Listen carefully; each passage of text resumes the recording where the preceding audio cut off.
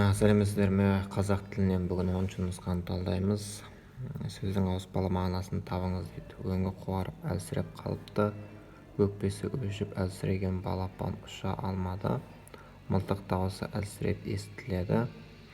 Қазақ тілі әлсіреуге тиіс емес, боранның уілдегеніне әлсірей бастады.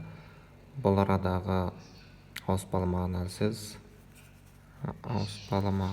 сөз қазақ тілі әлсіреуге тиіс емес.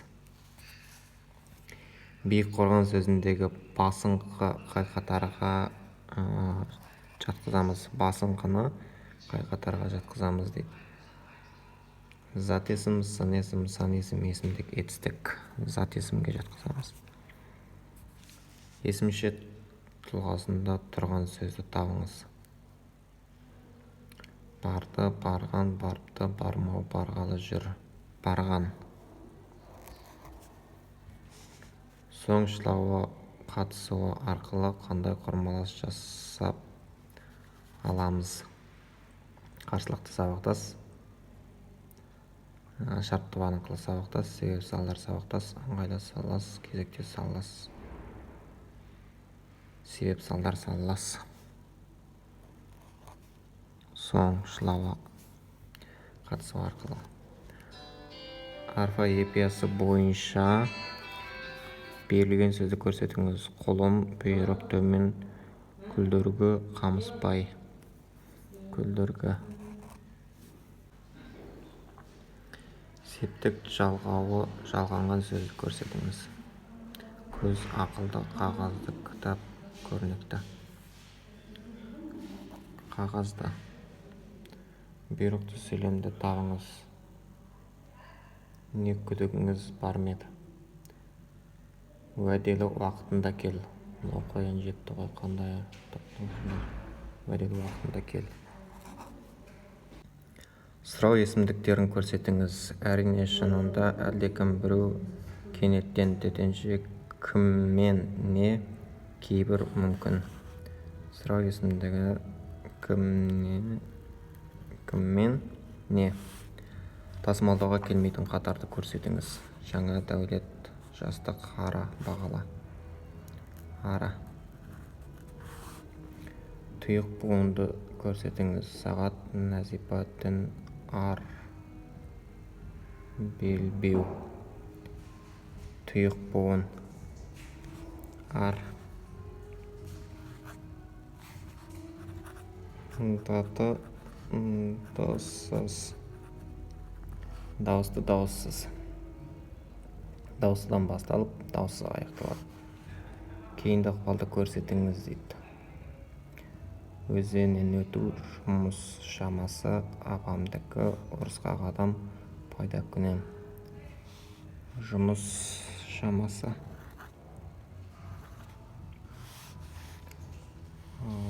Анықтама қай стильге жатады? Іс-қағаздар, ғылыми публицистика, көркем әдебиет, ауызекі стилі. Әрине іс-қағаздар стиліне жатады. Әлде сор, әлде баға әуреледі. Шылау мағынасын ажыратыңыз. Шылау мағынасын ажыратыңыз. Ыңғайластық, қарсылықты, талғаулықты, кезектес, шартты. Талғаулықты. Әлде. Әлде. Тура мағыналы сөзді көрсетіңіз дейді. Қара жұмыс, қара қағаз, қара көйлек, қара сөз, қара ниет. Қара көйлек.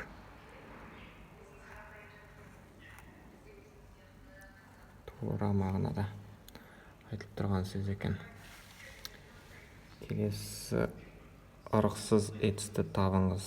Айтқыз, жуынды, орылды, жіберді, айттырды. Орылды. Ырықсыз етіс. Ал.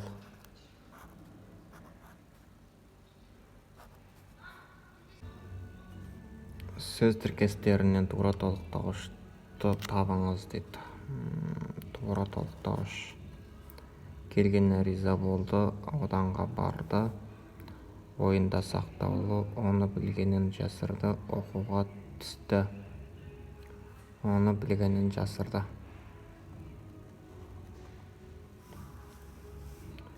Себеп бағыныңқы сабақтас құрмалас сөйлемді табыңыз.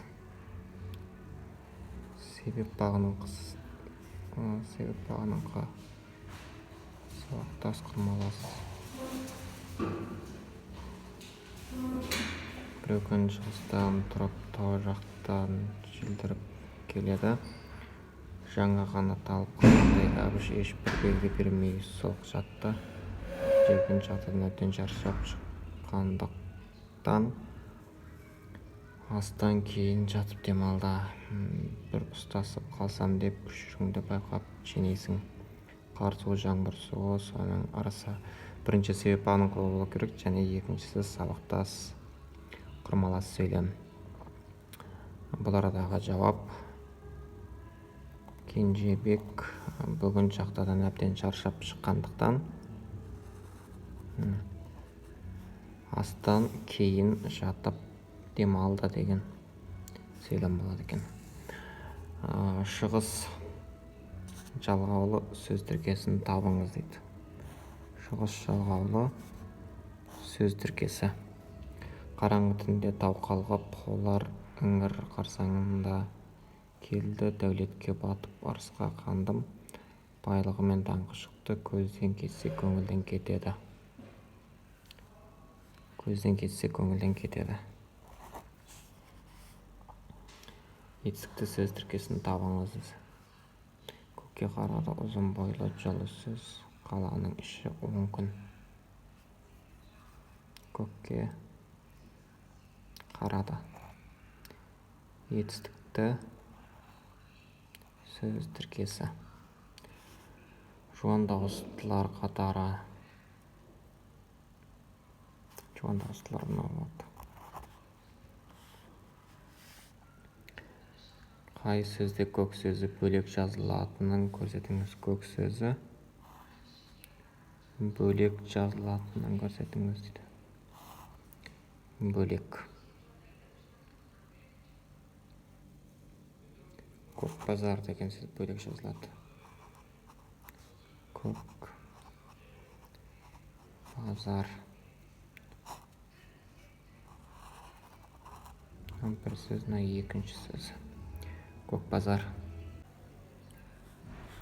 Күрделі сын есімді көрсетіңіз. Қап, әрине, киіз үй, қызыл кірпішті үй, озғын сезер әдемі бала.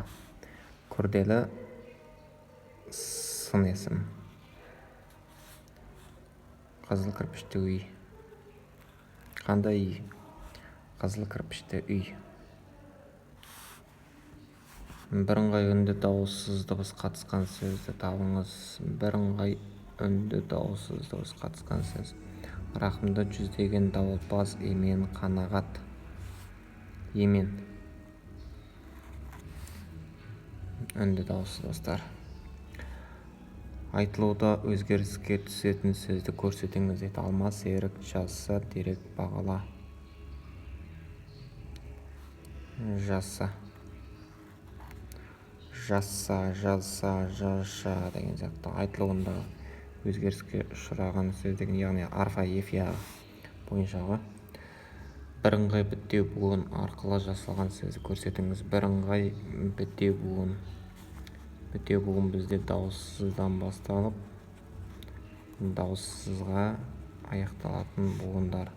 Яғни бұл арадағы дұрыс жауапқа біз мазмұн деген сөз аламыз.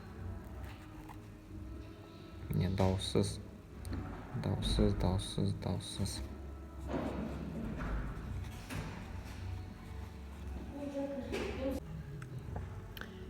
Берілген шылаулар алдындағы сөздің қай септікте тұруын керек кетеді? Қай септікте тұруын керек етеді? Бері, гөрі деген екі шылау сөздер берілген. Бері, гөрі. Бұл арадағы атау, ілік, шығыс, табыс, жат септік, ауыз септіктердің қайсысын талап етеді? Яғни шығыс септікті талап етеді бұл.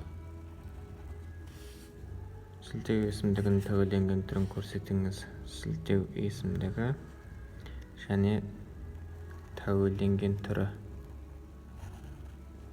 Бірінші сілтеу есімдігі, екінші тәуелденген түрі. Олар менімен кетер. Оқыт сонның мынауыңыз.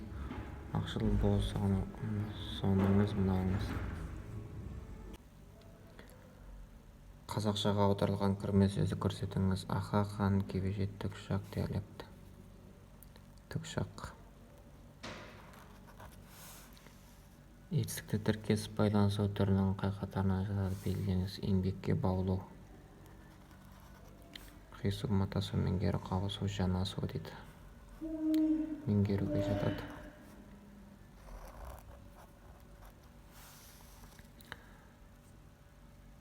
Сыртқары көзсіз сөздерінің тұлғасын анықтаңыз.